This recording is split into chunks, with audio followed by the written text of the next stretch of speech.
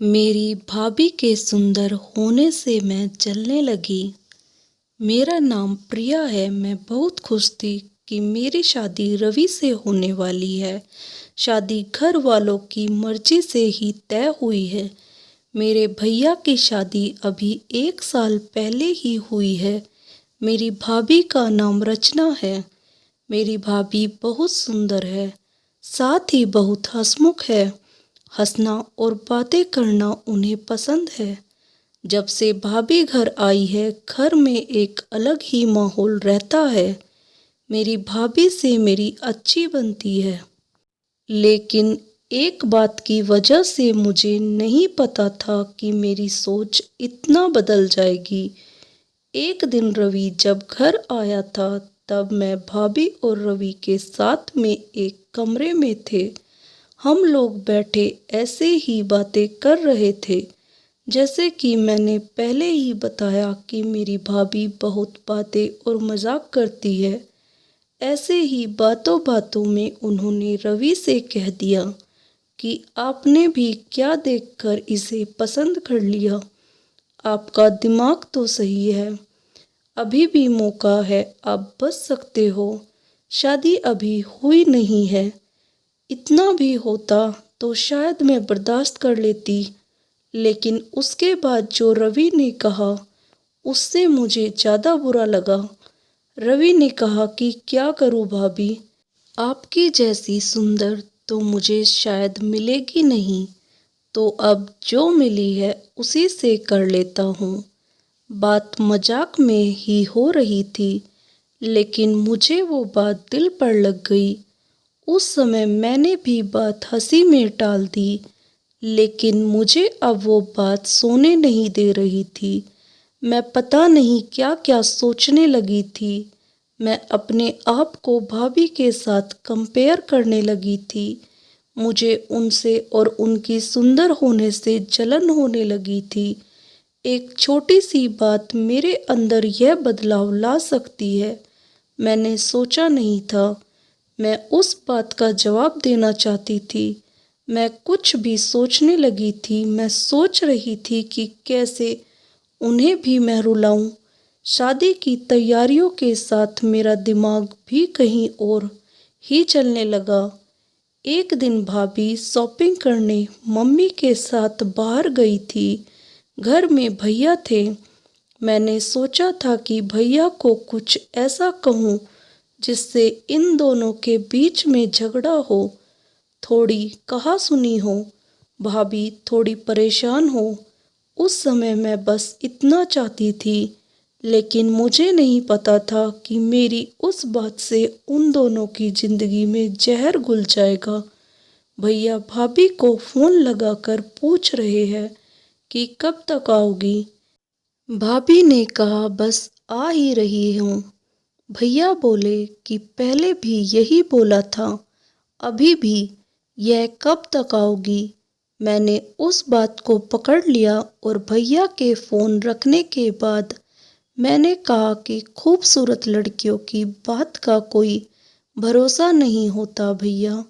पता नहीं क्या क्या छुपाती है, क्या झूठ बोलती है। आखिर वो भाई तो मेरे ही थे।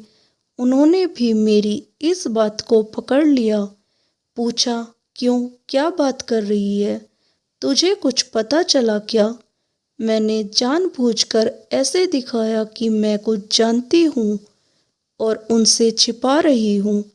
मैंने कहा नहीं, कुछ नहीं, मैं तो बस ऐसे ही बोल रही थी। भैया ने फिर पूछा तो मैंने और ज़्यादा उन्हें परेशान किया। मुझे पता था कि वो जितना परेशान होंगे उतना ही भाभी भी होगी।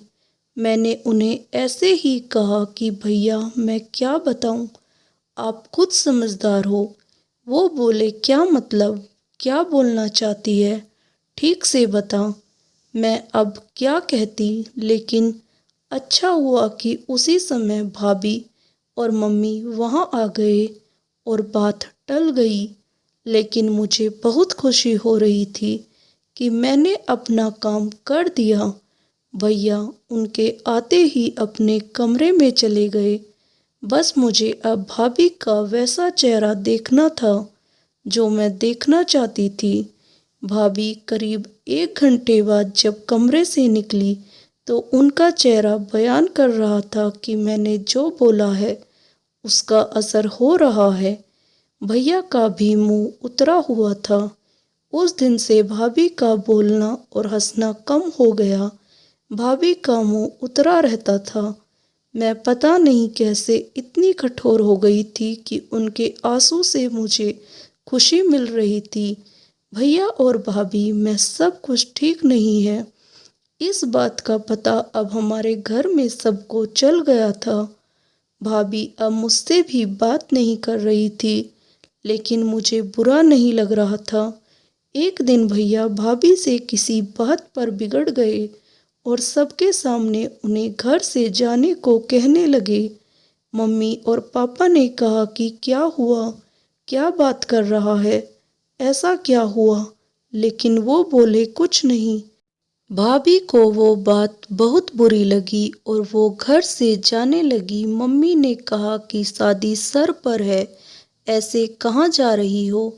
भैया बोले उसे जाना है तो जाने दो। भाभी मेरी तरफ देख रही थी, लेकिन मुझे ना बुरा लग रहा था ना मैंने उन्हें रोका। भाभी अपने घर चली गई। शादी में सिर्फ 10 दिन बाकी थे और भाभी घर से चली गई। घर में मम्मी, भैया और पापा को देखकर अब मुझे थोड़ा बुरा लगने लगा था, पर मैं अब कुछ नहीं कर सकती थी क्योंकि बात बहुत आगे निकल गई थी। सच बताऊं तो बात इस हद तक चली जाएगी, इसका मुझे भी अंदाजा नहीं था। शादी के समय सभी के मुंह उतरे हुए थे और इसका कारण मैं थी, लेकिन यह बात मैं कैसे बता सकती थी। भाभी को मम्मी ने फ़ोन किए, लेकिन वो नहीं आई। घर का माहौल ही बदल गया। भैया से सभी पूछ रहे थे कि ऐसा क्या हुआ, लेकिन वो भी कुछ बता नहीं रहे थे। घर की रौनक ही चली गई थी। शादी को 1 दिन बचा था और भाभी अचानक ही वापस आ गई। भाभी को देखकर मम्मी खुश थी। मैं अभी भी भाभी से बात नहीं कर रही थी। सोच रही थी कि किस मुंह से बात करूं। मेरी वजह से भाभी इतना परेशान जो हुई। भाभी खुद ही मेरे पास आई। मैंने बोला आप आ गई। वो बोली हाँ। मैंने सोचा कि अगर मैं नहीं आती तो तुम्हें तैयार कौन करता। भाभी ने ऐसा कहा तो मैं रोने लगी। भाभी ने कहा कि मुझे तुम्हारे भैया की बातों का इतना बुरा नहीं लगा। ठेस तो मुझे तुमने पहुंचाई।